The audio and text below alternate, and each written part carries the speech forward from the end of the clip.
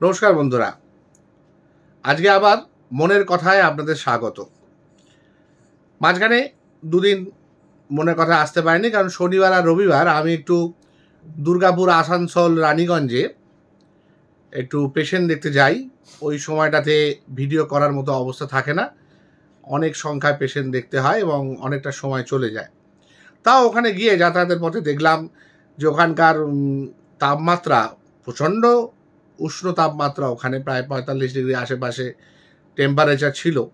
বৃষ্টি তো এখন নতুন হয়েছে, শনি রবিবার বৃষ্টি ছিল না, কিন্তু সেই বৃষ্টি না থাকা প্রচণ্ড দাবদাহকে উপেক্ষা করে কীরকম ইলেকশনের প্রচার চলছে। হ্যাঁ, ইভেন আমি দুর্গাপুরের একটা বড় ময়দানের পাশ দিয়ে যাওয়ার সময় দেখলাম যে সেখানে একটা হেলিকপ্টার রাখা রয়েছে। সম্ভবত প্রধানমন্ত্রী বা মুখ্যমন্ত্রী বা প্রতিরক্ষামন্ত্রী যারা হেলিকপ্টার নিয়ে আসেন তারা হয়তো কেউ এসেছেন প্রচারে। তো ওই এলাকায় তো এখানকার আগে আছে ভোট, আর আজকে একটা উৎসবের দিন ছিল, আজকে একটা ভোট পুজো ছিল। আমাদের তো প্রায় 7টা ভোট পুজো হবে, তার মধ্যে আজকে একটা ভোট পুজো ছিল এবং ভোট পুজোতে দেখলাম রাজার ভোট দেয়া। এক বড় বিচিত্র এবং অসাধারণ জিনিস দেখলাম যে রাজা যাচ্ছেন ভোট দিতে তার বাসস্থান, মানে যদিও রাজা তো এখন রাজপ্রাসাদে থাকেন, কিন্তু রাজার যে পৈতৃক বাড়ি বা পুরনো বাড়ি বা যেখানে তার জন্মস্থান সেই আহমেদাবাদে উনি ভোট দিতে গেছেন।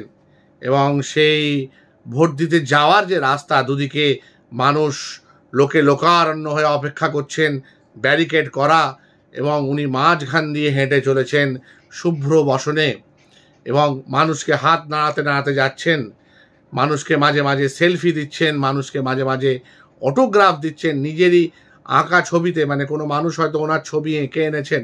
এখানে বোঝার উপায় নেই যে উনি প্রধানমন্ত্রী না উনি রাষ্ট্রপতি, কারণ আমাদের দেশে তো রাষ্ট্রপতির খুব একটা ভ্যালু নেই, তাকে রাম মন্দির উদ্বোধনের সময় আমন্ত্রণ করা হয় না। জানি না তিনি সংখ্যালঘু সম্প্রদায়ের বলে কিনা, রামের কাছে তো সবার অবারিত দ্বার, কিন্তু আমি দেখলাম দেশের প্রধান হয়েও আমন্ত্রিত নন রাম মন্দির উদ্বোধনে আমাদের রাষ্ট্রপতি। হ্যাঁ, মহিলা রাষ্ট্রপতি উনি। এবং মহিলাদের সম্বন্ধে আমাদের বর্তমান কেন্দ্রীয় সরকারের তো একটা অদ্ভুত অন্যরকম মনোভাব আছে, বোঝাই যায়। এই কিছুদিন আগে এই দুর্গাপুরের কথায় মনে পড়ে গেল, দুর্গাপুরে যিনি দাঁড়িয়েছেন, যিনি আমাদের মিদনাপুরের বা বলা যায় খড়গপুরের বিদায়ী সাংসদ, তিনি এবারে ওখানে টিকিট না নিয়ে দাঁড়িয়েছেন বর্ধমান দুর্গাপুরের অঞ্চলে। তিনি তো একটি প্রাইভেট নিউজ চ্যানেলে বলেই দিলেন যে মেয়ে ছেলে কথাটা কন্ট্রাডিক্ট করছিলেন, কারণ সঞ্চালিকা ছিলেন একজন মহিলা, কিন্তু উনি দুবার বললেন যে না, মেয়ে ছেলেদের তো মেয়ে ছেলেই বলতে হবে। হ্যাঁ, তার কারণ তারা কি করবেন, তারা ঘর সংসার করবেন, এ করবেন। একদম পরিষ্কার বোঝা গেল ওনার মধ্যে একটা নারী বিদ্বেষী মন রয়েছে। হ্যাঁ, তো নারী বিদ্বেষী প্রায় সকলেই, কেউ দেখায় কেউ দেখায় না, এবং বেশিরভাগ পুরুষই বাই বার্থ নারী বিদ্বেষী হয়, কিছু এক্সেপশন থাকে, কিন্তু আদারওয়াইজ নারী বিদ্বেষী হয়। এটা কোনো খারাপ কিছু নয়। হ্যাঁ, আমাদের বিখ্যাত নেতা অভিনেতা অনেকেই আছেন যারা নারী বিদ্বেষী, যারা মানুষকে মানে নারীদেরকে মানুষের পর্যায়ে ফেলেন না। মানে দুরকম স্টেজ আছে, স্তর আছে মানুষের, একটি পুরুষ একটি নারী এবং বা বলা যায় একটি মানুষ একটি নারী।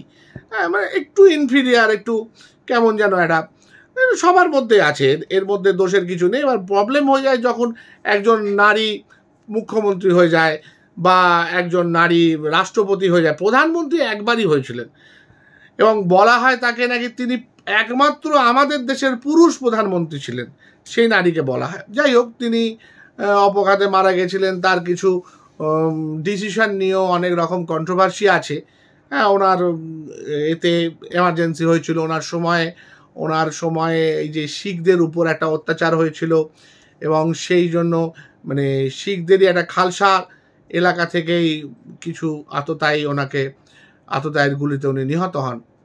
তো যাই হোক, মানে নারীদের প্রতি একটা সমস্যা তো আমাদের রয়েছে কম বেশি আমাদের এই পুরুষতান্ত্রিক সমাজে, যেটা এখনো পরিমাণে পুরুষতান্ত্রিক এবং পুরুষদেরই জোর করে নারীদের কথা বলতে হয়।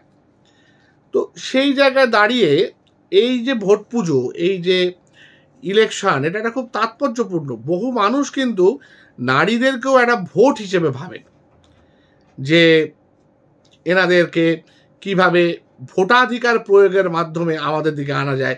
তাই ইলেকশনের আগে হঠাৎ করে মেয়েদের কথা ভাবা হয়, যেরকম সংখ্যালঘুদের কথা ভাবা হয়, যেরকম সংখ্যাগুরু সংখ্যালঘুকে আলাদা করার মানে কৌশলে আলাদা করে ভোট ব্যাংক বিভাজনের চেষ্টা করা হয়, সেরকম নারীদেরও একটা আলাদা বিভাজনের চেষ্টা করা হয়, যে নারী শক্তি, যেটা দেখুন সন্দেশখালিতে হচ্ছে। সন্দেশখালি থেকে নারীদের নিয়ে আসা হচ্ছে। আমি লক্ষ্য করে দেখলাম যে ওখানে 11 জন নারী, 1 জন মাত্র পুরুষ এসছেন ওখানে। তাদেরকে নিয়ে আসা হচ্ছে ভোটের প্রচারে। আগে ভাবতাম কি আমরা, যে সন্দেশখালির ওরা সাধারণ নিপীড়িত জনগণ, তাদের কোনো রং ছিল না, তারা অত্যাচারিত, প্রাক্তন মুঘল সম্রাটের দ্বারা অত্যাচারিত। তিনি অলমোস্ট সন্দেশখালিটাকে নিজের হারেম বানিয়ে ফেলেছিলেন, এবং তিনি নিয়মিত 12টার সময় পিঠে পুলি ইত্যাদি প্রভৃতির জন্য নাকি মানুষজনকে মহিলাদের ডাকতেন, এবং আর কি হতো আমরা জানি না। কিন্তু হ্যাঁ, একটা জিনিস ছিল, সেটা হচ্ছে অনেকেই মৌখিকভাবে বলেছেন যে ওনাদের শ্লীলতাহানি হয়েছে, ওনাদের ধর্ষণ হয়েছে, কিন্তু এখনও পর্যন্ত আমি যতদূর জানি, আমি ভুল হতে পারি, ধর্ষণের কোনো চার্জ কিন্তু শাহজাহানের উপর লাগানো হয়নি। তার কারণ ধর্ষণের কিছু ক্রাইটেরিয়া আছে। ধর্ষণ কিন্তু প্রমাণ করা খুব শক্ত। তার কারণ ধর্ষণে সবসময় রেজিস্ট্যান্স থাকবে। মানে যে মানুষটি ধর্ষিত হচ্ছেন তার শরীরে আঁচড়, ফোর্সফুল পেনিট্রেশনের বিভিন্ন রকমের সিম্পল, যেগুলো আমরা ফরেন্সিকে পড়েছি। আমরা MBBS পড়ার সময় ফরেন্সিক একটা গুরুত্বপূর্ণ সাবজেক্ট থাকে, পাস করতে হয়, তো আমরা পড়েছি। সেখানে শুধুমাত্র যে একটা সিমেনের অ্যামাউন্ট বা ভ্যাজাইনার মধ্যে সিমেন এটা থাকলেই হবে না, কারণ ভ্যাজাইনার মধ্যে সিমেন তো একটা ম্যারিড কাপলের থাকতে পারে, একটা অ্যাডাল্ট মানুষের থাকলে সেটাকে কোনোভাবেই রেপ বলা হয় না। হ্যাঁ, রেপ বলা হয় যদি বালিকার শরীরে সেটা পাওয়া যায়, যে অ্যাডাল্ট নয়, আদারওয়াইজ কিন্তু সেটাকে রেপ বলা হয় না। রেপ তখনই বলা হয় যদি সেখানে ফোর্সফুল পেনিট্রেশনের সিমটমস থাকে। এবার যদি কোনো জিনিস ফোর্সফুল না করা হয়, কেউ যদি সেটাকে রেজিস্ট না করে, এখানে বলা হচ্ছে ভয় পেয়ে লোকজন এতদিন সেটাকে অ্যালাউ করেছে, প্রায় 5-6 বছর ধরে এই ঘটনাটা ঘটে চলেছে। আজকে হঠাৎ ইডির বদান্যতায় মানুষের মনে এটা বলার সুযোগ এসছে। পুরোটাই সত্যি, আমি ধরে নিচ্ছি, এর মধ্যে কোনো ভুল নেই, কিন্তু এটা প্রমাণ করা প্রায় অসম্ভব। তার কারণ না কোনো আঁচড়ের দাগ পাওয়া যাবে যে ধর্ষিত হয়েছে তার শরীরে, না যে মানুষটা মানে ধরা যায় আমাদের মুঘল সম্রাটকে ধর্ষণের দায় ধরা হচ্ছে তার শরীরে কোনো এই স্ট্রাগেলের দাগ পাওয়া যাবে। তো সুতরাং তাকে তো কোনোভাবেই এতে অ্যাকিউজ করা যাবে না, এবং সেটা পুলিশ বিলক্ষণ জানে। তাই বাইরে যাই হোক না কেন, মিডিয়া ট্রায়াল যাই হোক না কেন, যেটা হাঁসখালির ক্ষেত্রে হয়েছে, হাঁসখালিতে আমি যতদূর জানি, আমি ভুল হতে পারি, যে কোনো বডির ট্রেস পাওয়া যায়নি মেয়েটির। এমনভাবে তাকে পুড়িয়ে দেওয়া হয়েছে যে সেখানে বডির একটা DNA পর্যন্ত পাওয়া যায়নি, চিতাভস্মও পাওয়া যায়নি। তো সুতরাং কাগজে কলমে বা আইনের চোখে মেয়েটি কিন্তু মারা যায়নি। ধর্ষিত হওয়া তো দূরে থাক, সে মারাই যায়নি। এবার সে যদি মারা না যায়, শুধু সে মিসিং হয়ে থাকবে, এবং সারা জীবন মিসিং হয়ে থাকবে। যেরকম CPM-এর আমলে নন্দীগ্রামের প্রায় 12-13 জন এখনও মিসিং, তাদের কোনো ট্রেস পাওয়া যায়নি। হতে পারে তাদের এমন জায়গায় পুঁতে দেওয়া হয়েছে, বা মেরে কুপিয়ে গঙ্গায় বা অন্যান্য নদীতে ভাসিয়ে দেওয়া হয়েছে, যা হোক করা হয়েছে, কিন্তু তাদের কোনো ট্রেস পাওয়া যায়নি। এবার যতক্ষণ না একটা ডেড বডি পাওয়া যাবে, স্ট্রেস পাওয়া যাবে, এবং তার পোস্টমর্টেমে দেখা যাবে সে মার্ডার্ড হয়েছে বা রেপড হয়েছে, তার আগে পর্যন্ত কিন্তু কোনো প্রমাণ নেই। এই যে জায়গাটা আমরা এই 2-3 দিন ধরে নির্বাচনের নিরিখে আমরা একটা বড় জিনিস নিয়ে আলোচনা করছি, সেটা হচ্ছে আমাদের বিচার ব্যবস্থা এবং সংবিধান। এই যে কথাগুলো বললাম, এই জায়গাগুলো একটা একটা করে ভাবুন তো। যেমন ধরুন, এই যে নির্বাচন দিতে আমাদের প্রধানমন্ত্রীর ওরকম একটা মহারাজার মতো করে যাওয়া এবং একাধিক জায়গায় হাত নাড়ানো করা, এটা কি নির্বাচন বিধি লঙ্ঘন হলো না? তিনি প্রধানমন্ত্রী বলে কি নির্বাচন বিধির ঊর্ধ্বে? ঠিক যেরকম আমাদের মুখ্যমন্ত্রী কখনো বলছেন হাঁদারাম, কখনো বলছেন হরিদাস পাল, বিভিন্ন কথা প্রধানমন্ত্রীকে বলছেন। মুখ্যমন্ত্রী বলে কি ওনার পুরো বাক স্বাধীনতা থাকবে, উনি যাকে যা খুশি বলতে পারেন, ইভেন দেশের প্রধানমন্ত্রীকে পর্যন্ত হ্যাঁ হরিদাস পাল্টাল যা খুশি বলতে পারেন? এইটা তো হতে পারে না, কিন্তু সেটা হচ্ছে এবং নির্বাচন কমিশন কিন্তু দেখছে। তো সুতরাং নির্বাচন কমিশনেরও কোথাও না কোথাও বাধ্যবাধকতা বা পক্ষপাত দুষ্ট আছে।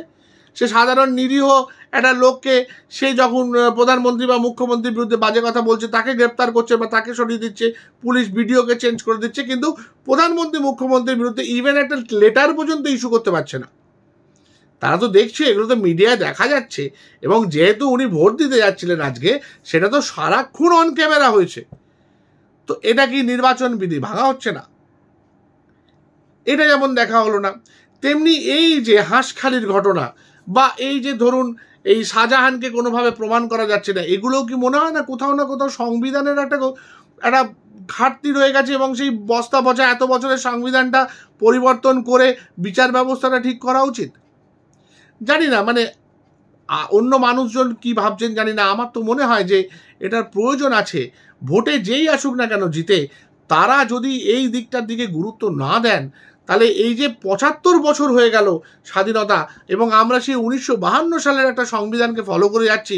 জানি না B.R. আম্বেদকর ভগবান ছিলেন না, তার থেকেও উঁচু একজন কে ছিলেন, যে যিনি ৬ মাসের জন্য একটি সংবিধান লিখেছেন, সেটা ৭৫ বছর ধরে কেউ সেটাকে দাগ কাটার পর্যন্ত সাহস পেল না। এতটা দুঃসাহসিক এবং এতটা অসাধারণ কাজ উনি করে গেছিলেন। হ্যাঁ, নিশ্চয়ই উনি যেটা করেছিলেন এটা তো বোঝা যাচ্ছে একদম যুগের সঙ্গে সামঞ্জস্য রেখে করেছিলেন। কিন্তু তাও তার পরিবর্তন আসা জরুরি, পরিবর্তন আসা অবশ্যম্ভাবী। আজকে ১০০ বছরের সব জিনিস আমরা ধরে পড়ে বসে নেই, সেখানে পরিবর্তন এসেছে। তো সুতরাং সংবিধান বা বিচার ব্যবস্থার কেন পরিবর্তন আসবে না? সেটা কেন এই রকম গতানুগতিকভাবে চলতে থাকবে?